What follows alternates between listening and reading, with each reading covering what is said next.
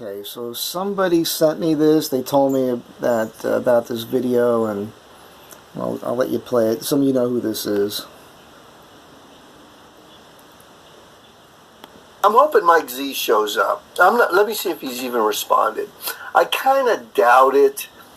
Mike kind of like, I know people really fucking well, and I generally know what to expect from them, and that kind of sucks.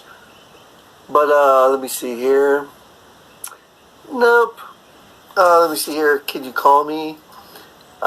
Sybil, can you call me?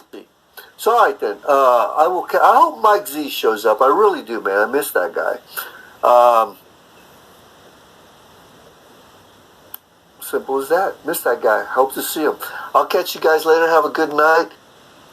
All right. So, I thought we were good pals for a solid 5 years. I helped him out on a lot of stuff, and somehow we had this kooky falling out where he just flipped out, man, in a really bizarre way, and I think he knows he's screwed up and he's wrong, but all he would have had to have done is apologize. He could have just apologized, because I asked him to do me a favor. We used to do favors for each. I did a lot of favors for him, and it didn't go right, and I didn't know about it. I didn't know what had happened.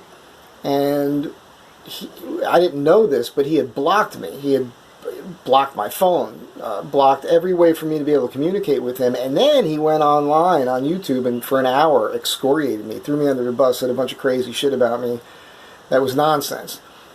I would expect it from a woman. I would expect a woman to flip out like that. But a dude, like a guy that I considered a kind of a brother, a man, it was just... it's unacceptable behavior to me. If you're... people who flip out like that emotionally make me gun shy to want to ever hang out with them again. I can't trust them. Can't trust you, man. Because I think you're going to do it again. I think you're just going to flip out like that. It was uncalled for. I wouldn't say anything about somebody that I wouldn't say to their face. And if you're friends with me and you know me for a long time, you know it. Worst case scenario, if I get that angry, I'm going to punch you in the head, and then we're probably going to be pals afterwards, because we'll talk about it. Some of you watching this know, because I've cracked you one. And we're still pals. So I'm a friggin' man. And maybe I'm old school. I am. I know I am. And that's the way the world used to be, and it's the way the world still should be. But this bitchy thing that people do sometimes where they flip out, it's bizarre. And I've been friends with a lot of rich, famous people, celebrities, and a lot of rock and roll people, quite a few actors, actresses, and it's an ego thing with them. They've got this ego. The people that they keep in their lives are the kinds of people that tend to feed their ego, or they can buy their friendship. They're always spending money on them or something. That always wigs me out a little bit, so I tend to pull away when that starts happening. But, friendships are a weird thing, and I've known thousands of people, and I'm still friendly with thousands of people. And I still consider a lot of people good friends of mine. And most of them are people that I've known for a long, long, long time. I mean, some of them going all the way back to grade school. And the good thing about that is, and those people, and if those of you are watching, we have a similar background. We all come from the same kind of place, and upbringing, and shared experiences. So when we see each other now, it's pretty cool. And I'm proud of so many of you. So many of you are doing so well and have these families and raise good kids, and you're successful. And the ones of you that aren't, I mean, you're still trying hard, and I talk to you and we have these conversations, and I try to give as much time as I can, and you know this about me. So, but I'm just saying, it's friends shouldn't throw one another under a bus like that, especially publicly, and then expect you to still be friends with them. That's crazy. That's crazy. So I'm glad I have my own time now.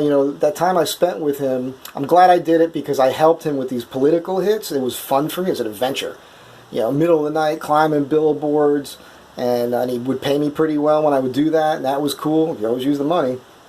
And I felt like I was part of something. A lot of people complain about the way the world is, and then they don't do anything about it. I did something about it. So that made me feel good. But I'm beyond it now. I don't care anymore. I've walked away from that whole mindset and thinking too much about that stuff because it's a waste of time. Nothing's going to change. So I'm happier. And oh, look, I've been working on the Astrovan logo. And I think I did this for fun, but I think this might end up being the logo. I put a Bigfoot and a gray alien in the front seat there just for fun. I know my brother will love that. This is the one I really liked. It doesn't really translate yet. I have to do just an outline, and we'll figure it out. But Astrovan Tribe. Astrovan Tribe. Astrovan Tribe.